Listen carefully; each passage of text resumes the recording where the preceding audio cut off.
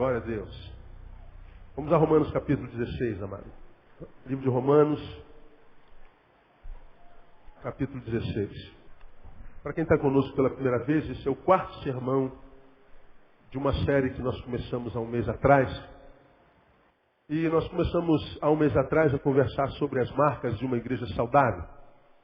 Fizemos uma análise no primeiro sermão sobre a qualidade da igreja evangélica no Brasil.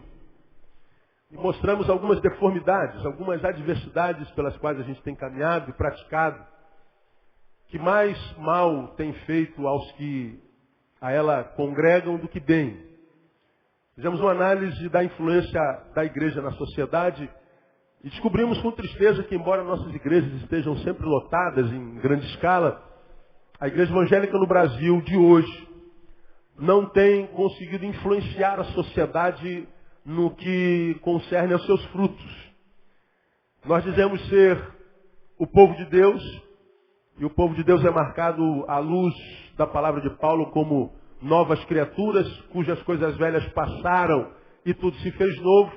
O povo de Deus é marcado pela santidade, porque ele disse que nós devemos ser santos como santo ele era. O povo de Deus é marcado por causa da nova criatura que é santa, pela ética, pela moral, pelos valores da família, pelos princípios da solidariedade. Bom, pelo menos isso é a realidade no discurso do povo evangélico. Falar sobre santidade a gente fala muito, pregar sobre ética a gente prega um pouco.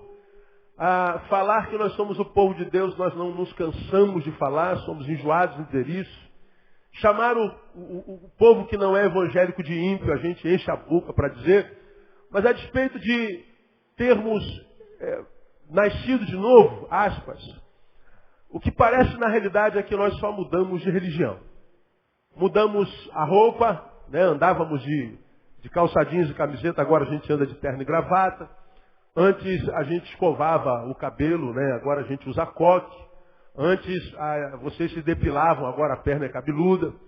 Antes a gente dizia bom dia, boa tarde, boa noite, agora a gente diz a paz do Senhor. Né? Antes a gente era assim, agora a gente é assado. Bom, a despeito dessa mudança externa, a influência da igreja na sociedade é quase nula. A igreja cresce de um lado, a corrupção na cidade mais ainda. A igreja enche no lugar, a violência na cidade aumenta. A prostituição na cidade aumenta. O medo na cidade aumenta. A falta de vergonha na cara aumenta. A falta de amor próprio, a coisificação do ser humano aumenta.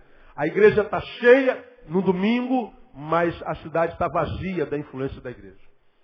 E nós falamos porque mostramos algumas marcas da igreja no primeiro sermão. E aí, a partir da realidade triste que a gente vive enquanto igreja no Brasil, faço uma análise macro, não uma imagem da igreja local, como uma análise micro. Nós começamos a propor, à luz de Romanos capítulo 16, o que seja, à luz da palavra, uma igreja saudável. Quais são as marcas de uma igreja saudável? Porque para mim, na minha análise neotestamentária, a igreja de Roma foi de todas as igrejas a respeito das quais o Novo Testamento se refere, a igreja mais saudável. Como a de Corinto foi a mais adoecida. Então, tomando a igreja mais saudável, que é a de Roma, eu comecei no capítulo 16, que é o último, tecer alguns comentários sobre as marcas de uma igreja saudável. Nós aprendemos no segundo sermão que a primeira marca de uma igreja saudável está nos versículos 1 e 2, que é uma igreja saudável, ela é aberta e generosa. Paulo manda uma irmã Febe, que estava numa igreja numa cidade de Cencreia, e ela precisava de ajuda e Paulo não sabia para onde mandar, lembrou de uma igreja saudável e mandou-a para Roma. E diz que ele manda uma carta para Roma dizendo: eu quero que vocês recebam Febe, porque ela é bênção na minha vida, no meu ministério, ela é bênção no reino. E eu quero que vocês não só a recebam, mas a recebam de uma forma digna dos santos, não é receber de qualquer jeito. E não só a recebam dignamente, mas que recebam-na e a ajudem.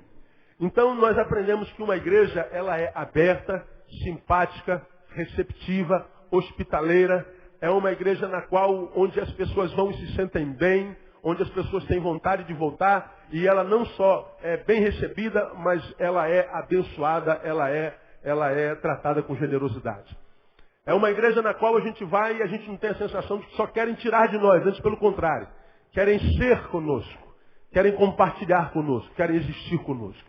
Falamos sobre isso no primeiro sermão. Infelizmente, hoje, a gente entra em igreja evangélica, a gente sente até medo. Eu vou pregar em algumas igrejas que às vezes eu tenho medo no culto, com medo até que vai acontecer até comigo. Olha que eu sou macaco velho, meu.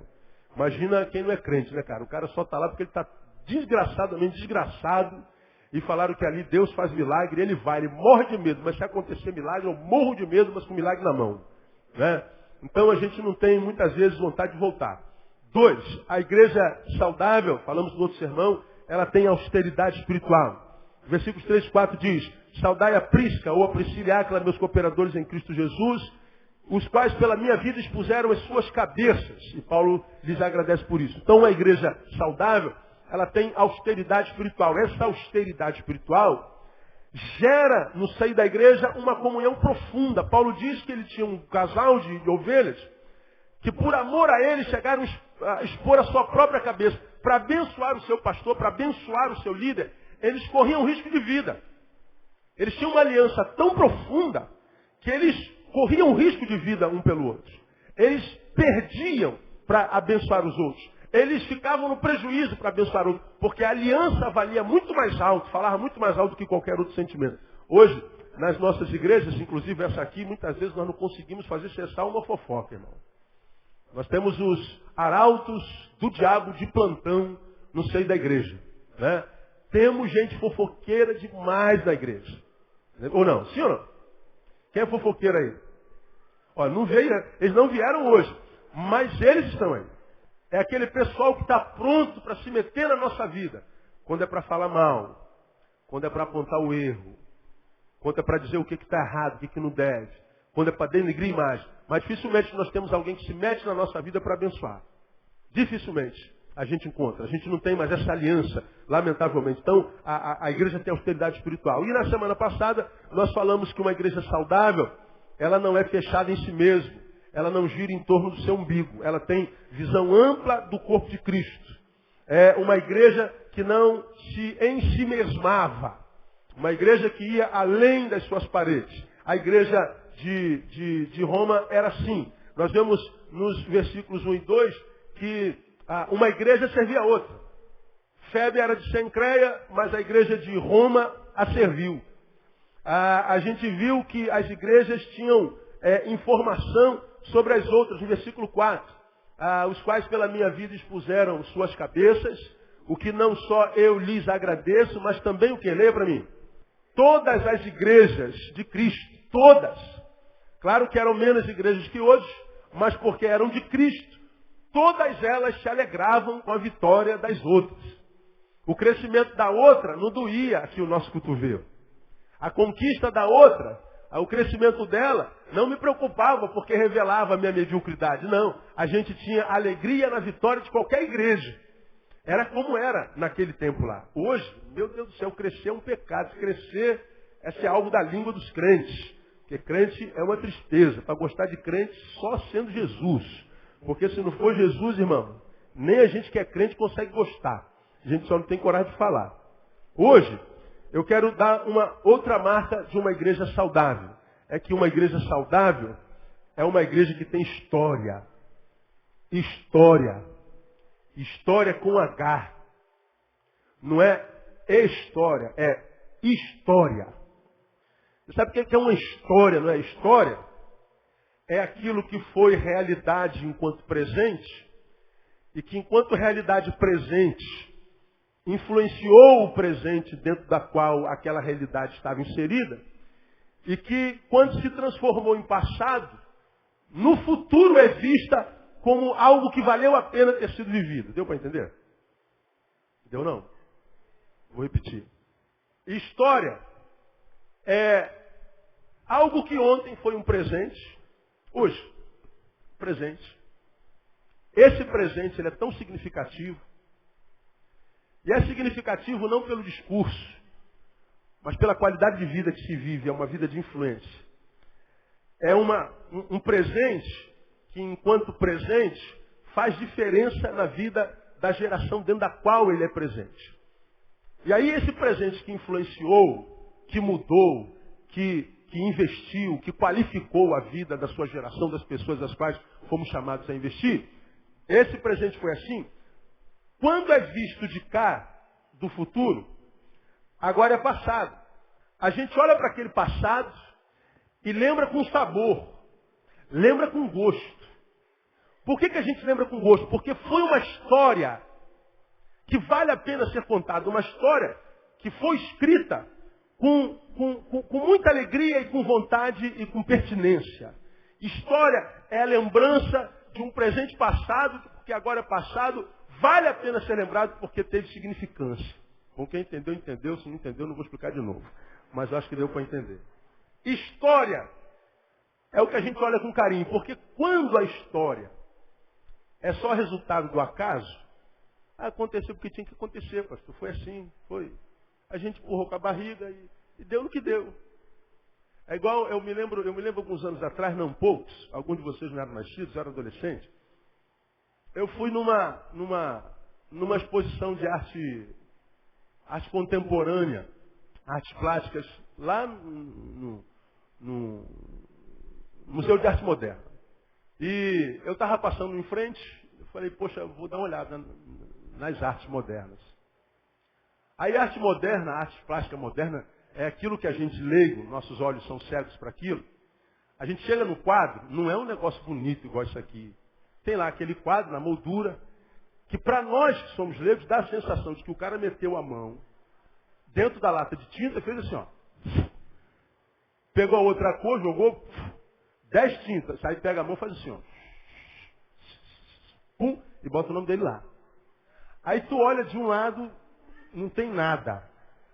Não deve estar de cabeça para baixo. E tu olha, não tem nada. E pior, tu vê os caras que estão na frente do quadro. Rapaz, mas é de uma profundidade.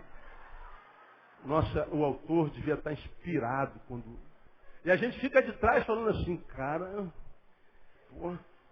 Não, vamos tentar o próximo quadro. A gente vai para o próximo quadro e a gente olha de lado, não tem nada, cara, é a mesma coisa. Só que é, sei lá. Aí está o pessoal, não, realmente é de uma textura maravilhosa. Realmente esse cara é o papa da pintura contemporânea. Eu falei, meu Deus, eu sou cego, eu sou retardado. É aquilo que você não entende nada. Naquela semana, eu não me lembro o nome do autor, olha a entrevista do cara. Ele foi entrevistado nos jornais da Globo. A repórter perguntou assim, da onde você tira a inspiração para pintar os teus quadros? Eu falei, agora eu quero saber como é que ele tira a inspiração. Aí ele falou assim, olha só, tudo aconteceu ocasionalmente. Eu coloquei uma tela, peguei o pincel e comecei a jogar na tela. Alguém gostou e eu expus e fez esse sucesso todo. Eu falei, então eu não sou tão idiota, tão cego assim. Nem ele sabe o que ele está jogando na tela. Pode ser que não seja o caso de todos os pintores contemporâneos, mas no caso dele era. Eu joguei na tela, o pessoal gostou, está aí, ele está rico. Tem história que é assim. Rolou. Aconteceu. Foi obra do acaso. Dessa história, dificilmente a gente se orgulha. Quando eu falo que uma igreja saudável tem história, eu começo logo a lhes fazendo uma pergunta. Como é que uma igreja evangélica nasce hoje no Brasil, mormente? Qual é, em quase 100% dos casos, a metodologia que faz uma igreja nascer ali na outra rua, na calçada? Qual é a metodologia que faz com que uma igreja seja aberta aqui do lado? Qual é a metodologia? É quase sempre a mesma. Qual é a palavra? Ó, divisão, vocês sabem. Como é que nasce uma igreja evangélica? Divisão. E a gente usa a palavra divisão para não dizer a palavra rebelião. Estamos aqui bem, ou aparentemente bem. Levanta um dos pastores auxiliares, quem sabe com a mesma síndrome de Datã, Coré e Abirão, falei sobre eles na semana passada, que vão diante de Moisés e dizem assim, por que só o senhor manda? Por que o senhor tem essa moral toda? Todos nós somos santos, temos que mandar também. Eles lá morreram, Deus abriu a terra e mataram todos eles, matou todos eles, 250 homens. Mas hoje Deus não faz isso, estamos no tempo da graça. Um líder, um presbítero, um co-pastor, começa a se reunir naquela célula que a igreja propôs para comunhão, para pastoreamento mútuo, e ele então começa com aquela célula submisso à visão que Deus deu ao pastor da igreja. Só que ele percebe que a célula dele começa a crescer. Ele percebe que Deus está abençoando o trabalho dele. E aí ele começa a achar que o Espírito Santo está falando ao coração dele. Pô, por que você não pega esse pessoal? Leva para ali, aluga uma lojinha e abre uma igreja para você. O reino vai ganhar muito mais. Por que você, com toda a sua capacidade, tem que estar submisso ao pastor Neil, ao pastor João, sei lá quem seja o pastor? Pô, vai trabalhando aqui bonitinho e vamos fazer o seguinte, vamos fazer uma prova com o Senhor. Se o trabalho crescer, é de Deus que você vá. Se o trabalho não crescer, você fica com o teu miserável pastor. Aí o trabalho cresce, ele vai trabalhando sem falar nada com o pastor. Quando o trabalho encorpou, ele conseguiu aquelas ovelhas para ele, que não eram dele. E ele chegou, pastor, eu vim comunicar ao senhor que eu estou saindo, o Espírito Santo está me levando para abrir um novo trabalho. E nós alugamos já uma lojinha ali do lado. E já temos música, compramos uma caixinha para começar o som. E a gente só veio comunicar. Puxa, que bom. Quem é que você está levando? As ovelhas da sua igreja. Mas como? Não me disse nada, cara. Não, mas é que o Espírito Santo falou. Mas se o Espírito Santo falou contigo, podia ter falado comigo. Você podia no iniciozinho, quando o Espírito Santo plantou a semente, falar que ele estava te falando que se crescesse você ia levar as minhas ovelhas para lá. Pastor, contra a voz do Espírito Santo nós não temos como brigar. Se o Espírito Santo me falou, não adianta falar para o senhor que o senhor não ia concordar mesmo, então estou indo. E abre a igreja lá. Bom, essa nova igreja foi aberta em nome de Jesus, mas com a metodologia do diabo. Foi exatamente como o diabo fez, ou quis fazer com Deus. Ele quis subir acima do Altíssimo. Então, você quer ser Deus? Então você desce, foi enviado à terra, com os seus anjos, e abriu a igreja dele aqui. Está aí. É uma realidade triste, não é agradável de se ouvir, mas não deixa de ser realidade. A igreja evangélica no Brasil, ela é infrutífera enquanto influência na cidade, embora seja a igreja mais numérica ou de maior número de membresia de todos os tempos. A despeito de ser a maior igreja numericamente falando de todos os tempos no Brasil, é a igreja mais infrutífera de todos os tempos no Brasil, por causa da sua história, por causa da sua origem. A origem da igreja local evangélica é quase sempre diabólica.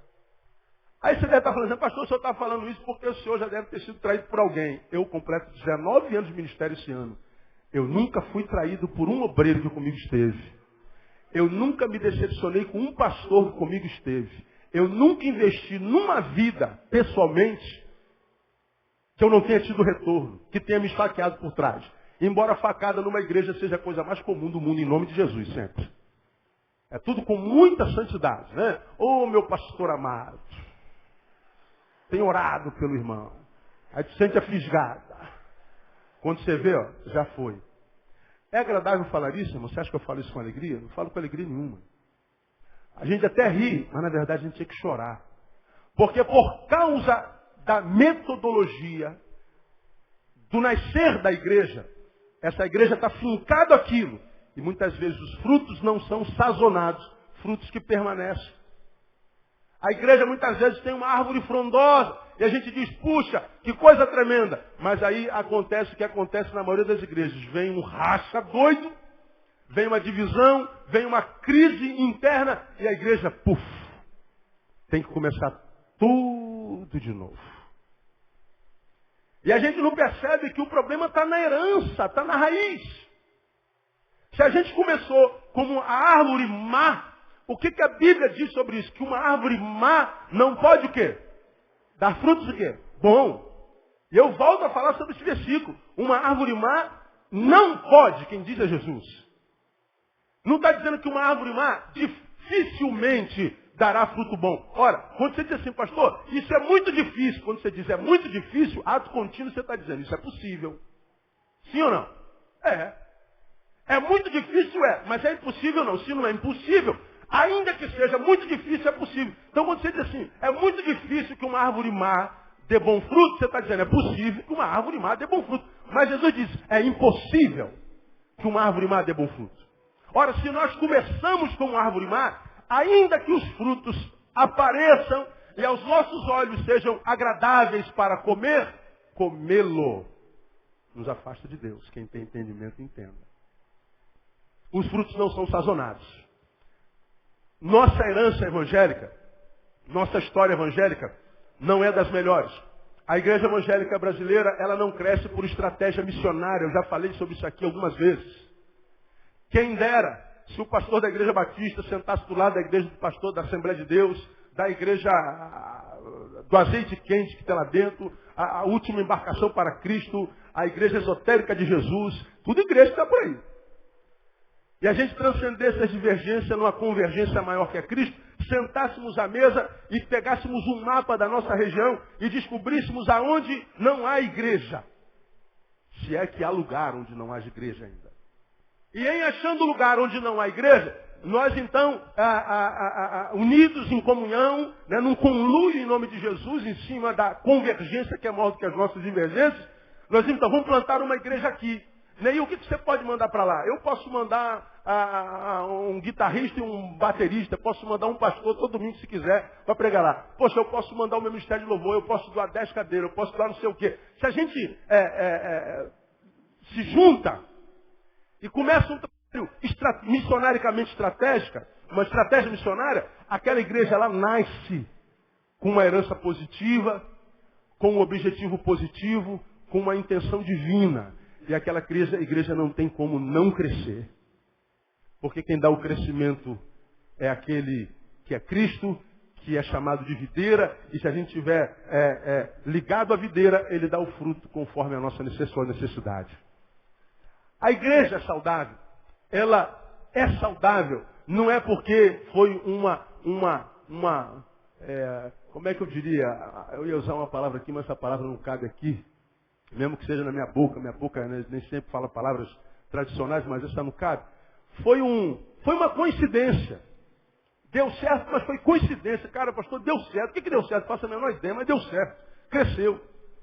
E a gente acha que é o obreiro que está lá, a gente acha que é alguma estratégia, a gente acha que é porque a gente leva cantor famoso todo. Não. Uma igreja saudável, ela é saudável porque ela tem uma história.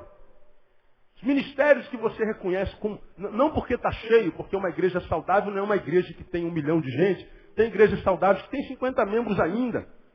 Tem igrejas saudáveis que começaram há pouco tempo, tem 30 membros. Mas porque é saudável vai crescer. Todo organismo saudável cresce. Todo. O que não quer dizer que todo organismo grande seja grande por causa da saúde que tem. É diferente. Essa igreja de Roma tem algumas características interessantes.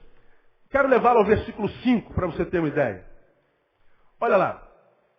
Saudai também a igreja que está na casa deles. De quem? De Áquila e Priscila. Saudai a Epêneto, meu amado, que é o quê? Você pode ler para mim, amado? É o quê? Primícias da Ásia. Primícias. Paulo está dizendo que ele tem gente que chegou na igreja primeiro que ele. Ele está dizendo que se lembra de gente que na história da igreja foi usado pelo Senhor para alcançá-lo. Diz mais. A gente vê mais alguma coisa nesse capítulo, primícia da Ásia. Gente que tinha lembrança, que trazia em si registros históricos tremendos e que davam segurança, porque a história da segurança. No versículo 7, olha lá. Saudai a Andrônico e a Júnias, meus parentes e meus companheiros de prisão, os quais são bem conceituados entre os apóstolos e que estavam, o quê? Leiam para mim, por favor. Em Cristo, antes de mim. Fala de gente notável. De gente que ajudou a escrever aquela história. Gente antiga na fé, que estava em Cristo antes dele. Agora, nem sempre hoje temos gente para lembrar. A gente olha para a história da igreja, algumas igrejas locais, e a gente muitas vezes, porque está com um templo bonito, está com uma bancada bonita, está com um som legal, a infraestrutura está legal, a gente diz assim, puxa, como Deus está abençoando.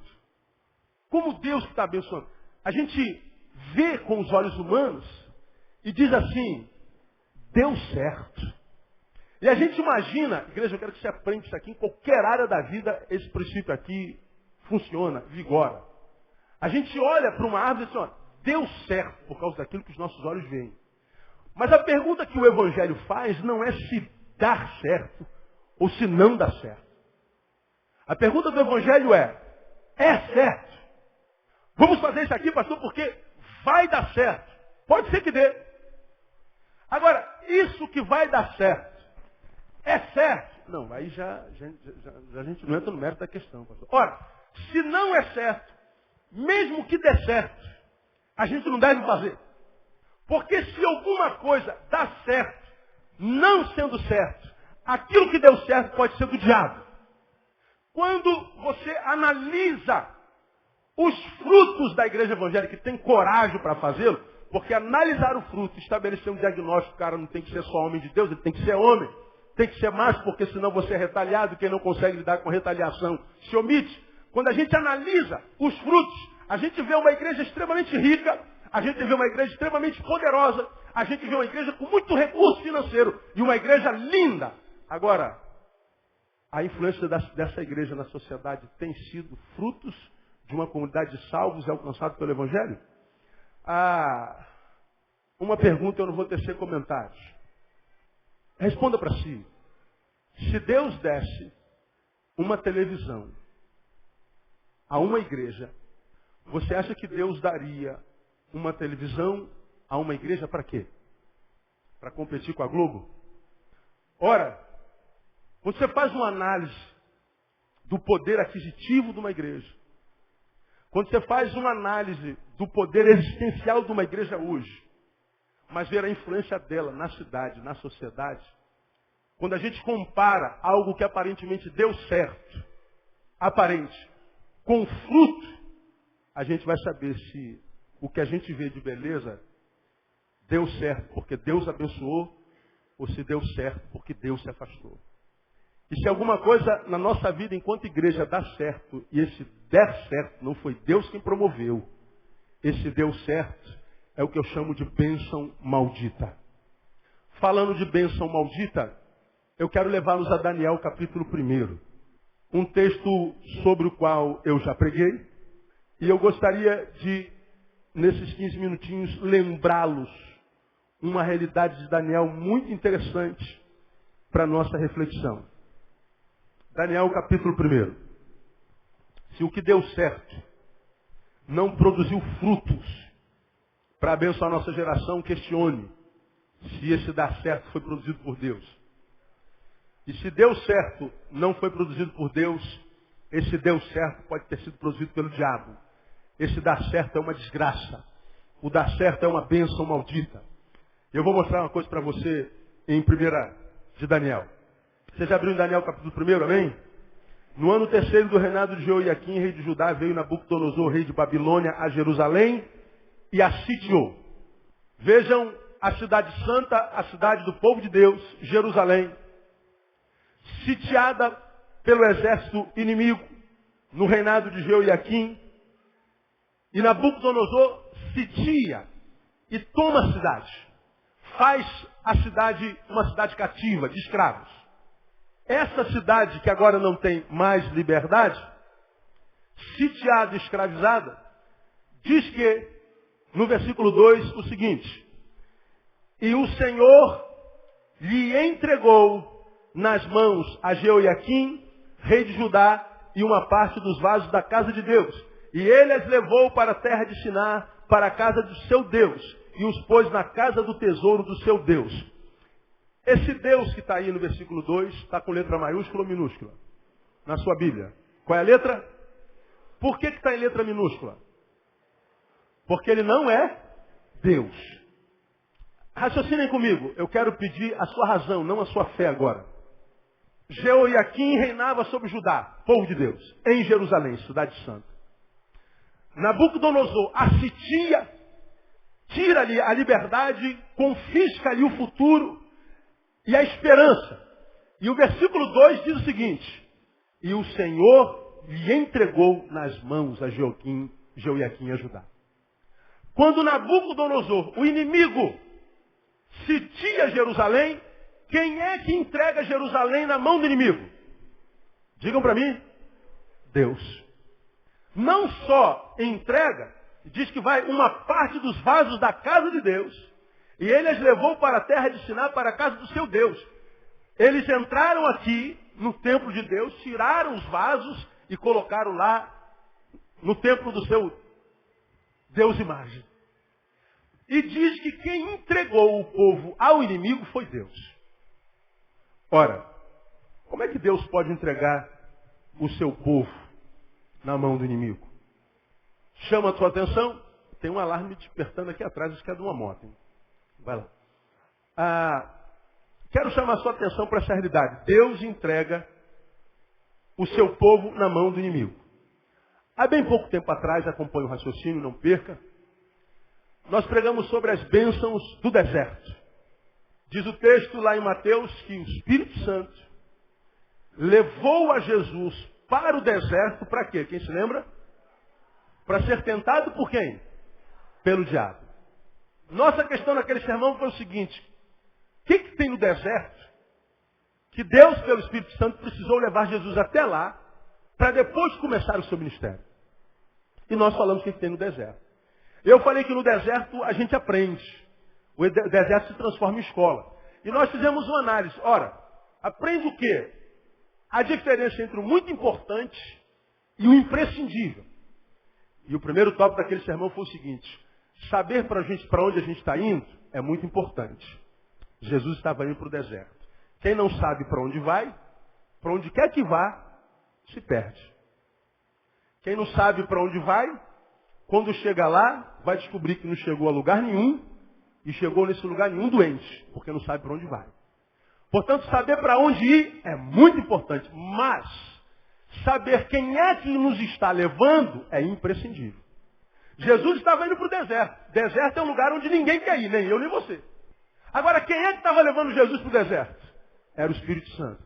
Se o Espírito Santo é quem nos leva, a gente sabe que para qualquer lugar onde ele nos leva, aquele lugar é uma bênção. Amém ou não?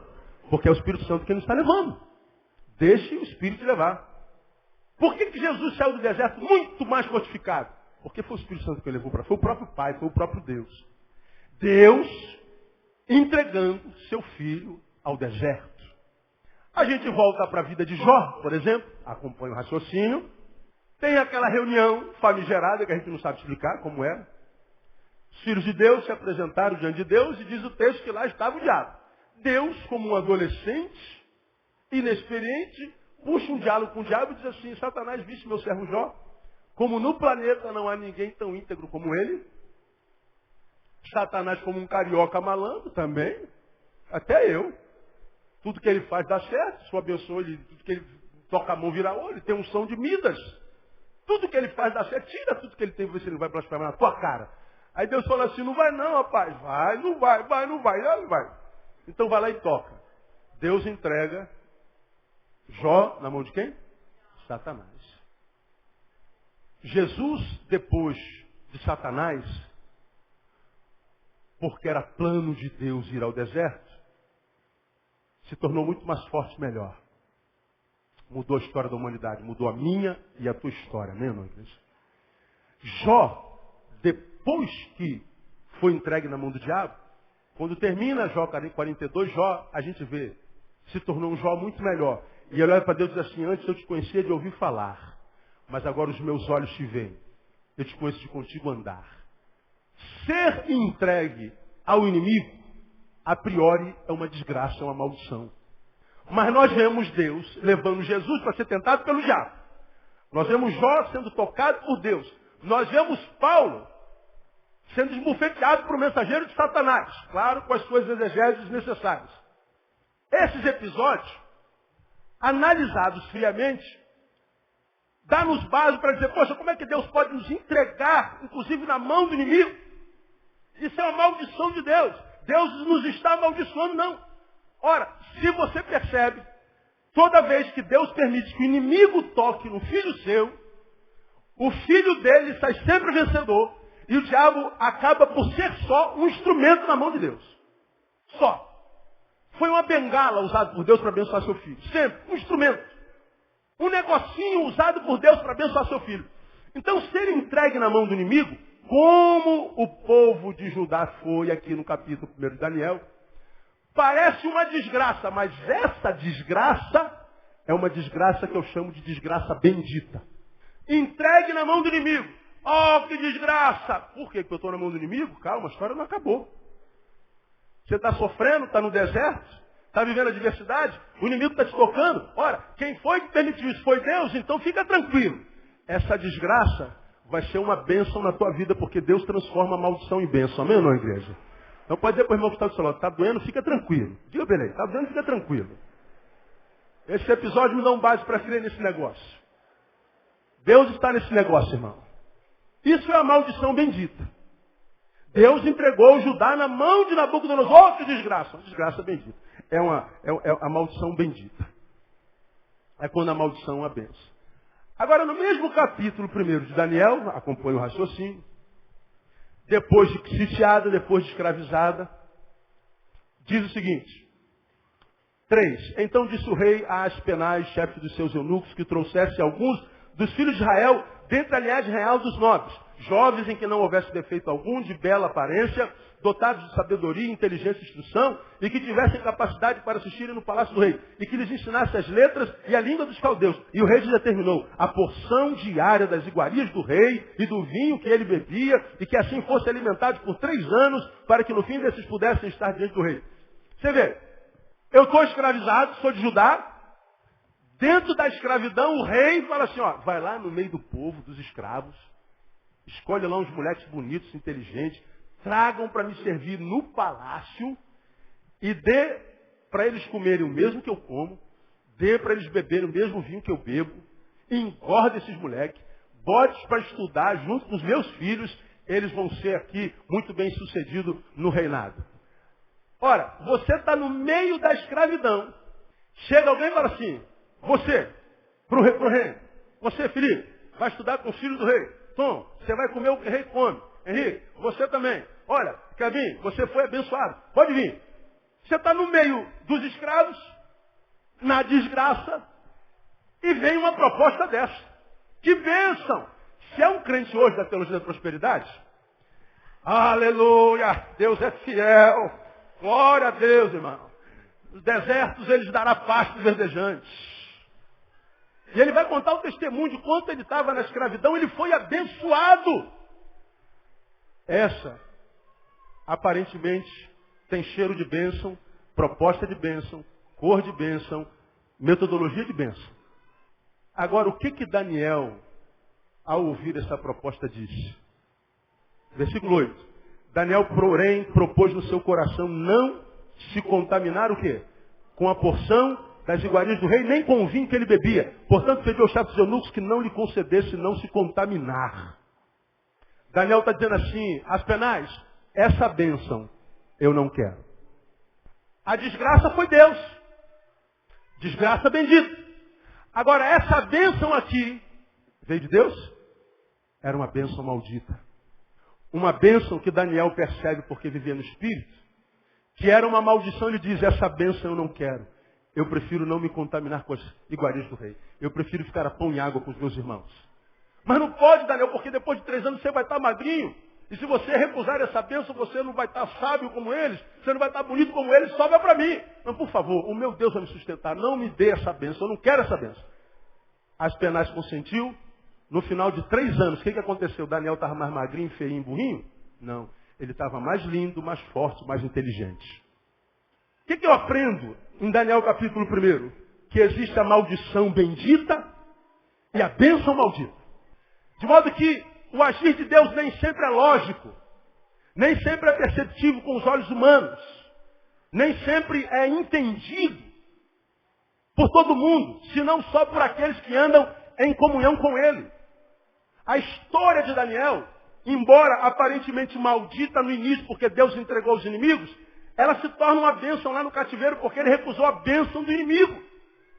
Daniel não estava perguntando se vai dar certo aquela bênção. Daniel perguntou para si, é certo receber essa bênção? É certo começar como eles querem que eu comece? Começar lá no palácio, Começar bebendo, que o rei bebe, comendo, que o rei come. Não, essa bênção é maldita. Essa, para mim, é a maior incapacidade que a igreja evangélica no Brasil tem de discernir.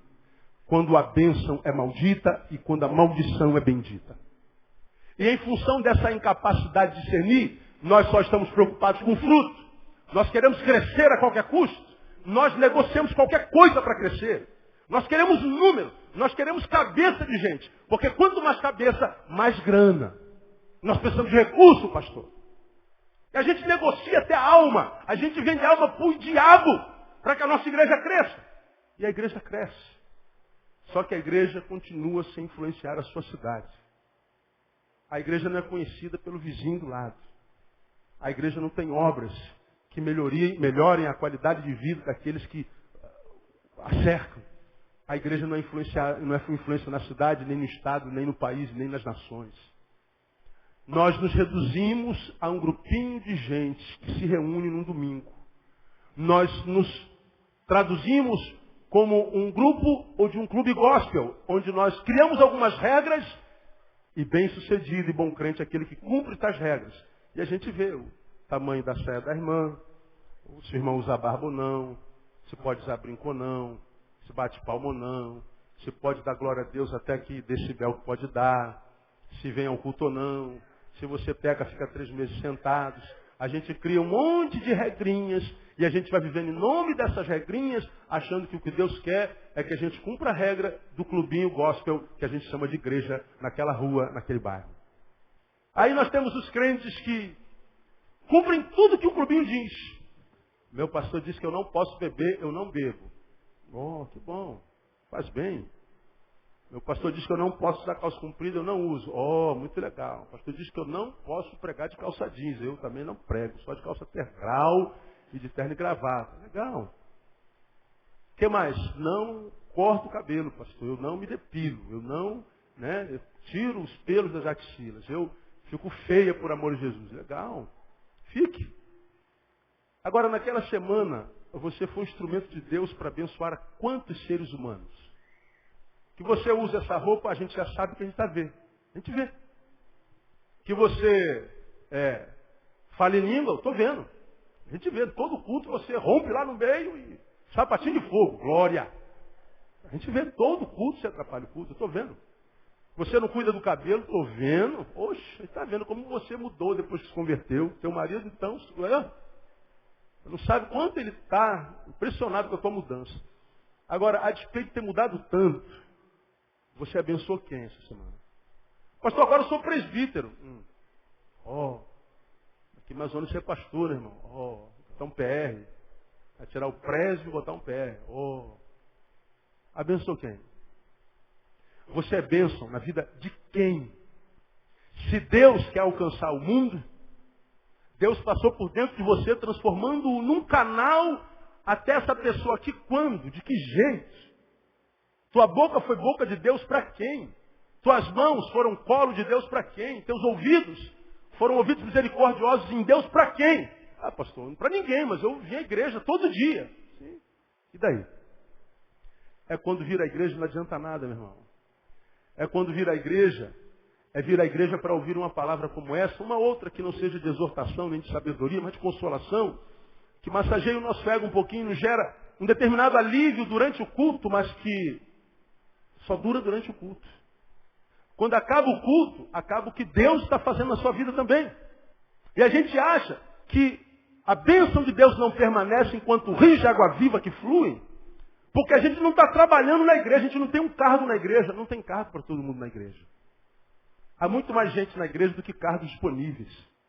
Agora, servir a Deus não tem a ver com igreja. Igreja não é o lugar de se servir a Deus. Vocês aprenderam isso? É lugar de sermos servidos por Deus.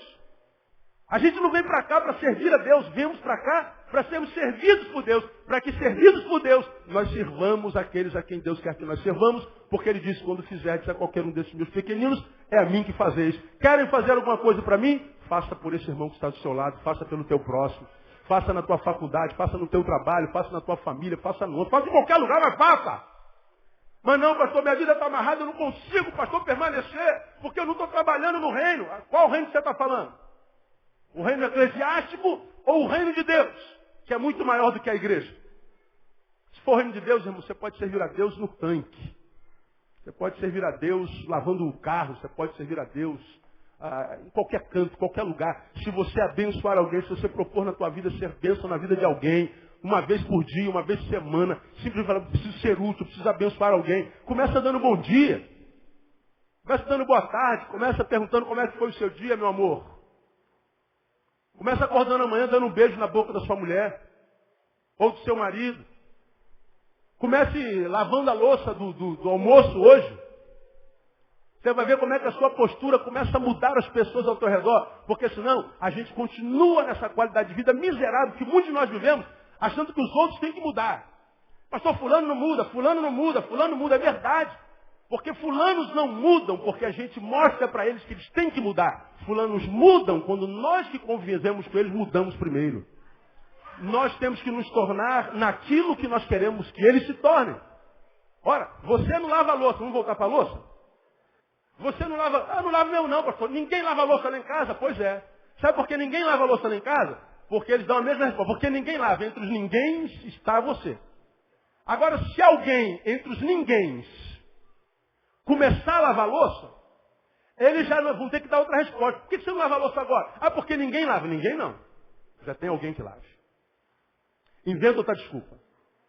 E se você lava hoje, lava amanhã, brasa viva sobre a cabeça do cabra, queima a consciência. Daqui a pouco, quem sabe, tem alguém que está lavando louça no dia seguinte. Por que ele começou a lavar a louça? Porque você começou a lavar a louça. Agora, enquanto você fala, você tem que lavar a louça, você tem que lavar a louça, você tem que lavar a louça, eu não lavo louça. Assim em todos os cantos da vida. Quer mudar teu marido, mulher? Mude tu. Quer mudar teu pastor? Mude você. Quer mudar tuas ovelhas? Mude tu. Você quer mudar quem? Quer mudar o mundo? Mude-se primeiro. E aí a gente já está cumprindo o evangelho do reino. A igreja de Roma tinha história, irmão. Era uma igreja que olhava para trás e lembrava dos que foram notáveis, dos que estiveram antes de nós, de que pagaram o preço, que fizeram não o que dava certo, mas o que era certo. Por isso a igreja era abençoada. Porque tinha gente que não estava preocupado com o fruto, mas com a essência. Não o lugar onde ia chegar, mas uma forma como se ia. Quando a gente olha para trás e vê uma história já construída, irmão, com dignidade, com honra, com um monte de percalços, erros, pisada de bola, vacilações, tudo isso tem na nossa história. Mas Deus não abençoa o que a gente faz, Deus abençoa o que a gente é. Você sabe que o que conta no final não é o quanto eu sei, nem o quanto eu faço, é o quanto eu amei. Permaneça o amor fraternal. Se a tua história for escrita com amor, mesmo que tenha um monte de equívoco, Deus vai olhar não para o equívoco, Deus vai olhar para o amor. E no amor com o qual você escreveu a tua história, Deus vai abençoar a tua vida no nome de Jesus. É esse tipo de igreja com a qual a gente tem sonhado, que a gente tem tentado ser. Uma igreja que olha para trás e tem uma história para contar. Se você não sabe a história da sua igreja, procure saber. Porque eu bato no peito com alegria e dou glória a Deus, porque nós temos uma história linda aqui nesse lugar. E doa quem doer, falem os língua grossas, os crentes falastrões, os crentes fofoqueiros que estão por aí. Deus nos tem honrado com a sua presença. E onde está a presença do Senhor, aí é a liberdade. E onde a liberdade, a alegria do seu espírito, a alegria do seu espírito é a nossa força, irmão. Uma igreja saudável tem história. Quer mudar a sua história? Mude você. Transforme-se naquilo que você quer que os outros se transformem. E quando você se transformar, você se liberta da necessidade de ver os outros mudando. Fulano tem que mudar, tem que mudar. Mas, irmão, quando você está saudável, ninguém precisa mudar nada. Eles podem ser exatamente como são. Porque os que são bênçãos vão ser bênçãos na sua vida. Os que não são mesmo. Então não adianta ficar chorando porque não são. Deixe-os ser o que eles são. Agora, se você é o que você é, se é o que é no coração de Deus, o que os outros dizem, pensam, fazem, não muda o que você é no coração de Deus. João, você é grosso. O outro diz, João, te amo tanto, você é tão doce. João, você é gordo. João, você é tão forte. João, você é burrinho. Aí o mais burrinho que você fala assim, João, você é tão inteligente. Porque viver com saúde nada mais é desenvolver a capacidade de viver nessa dialética. Viver entre os que te amam e os que te odeiam. Os que te admiram, não te admiram. Os que curtem a tua presença odeiam a tua presença. Porque seja você um mendigo, seja você um príncipe, a dialética estará lá. Te amarão, te odiarão. Te aprovarão, te reprovarão. Te admirarão e te odiarão. Seja você um analfabeto, seja você um pós-doutor. Quem é que consegue trafegar nessa dialética com saúde? É quem se liberta do outro. Eu amo você, obrigado. Odeio você, lamento. Não concordo contigo, que pena. Eu concordo contigo, junto sempre. Conta comigo, conta. Não conta comigo, tá bom. Pastor, mas nada bala. Serás como um monte de Sião, que não se abala, mas permanece para sempre. Quem tem entendimento, entenda. Quem tem ouvidos, ouça o que o Espírito diz à igreja. Vamos ficar em pé.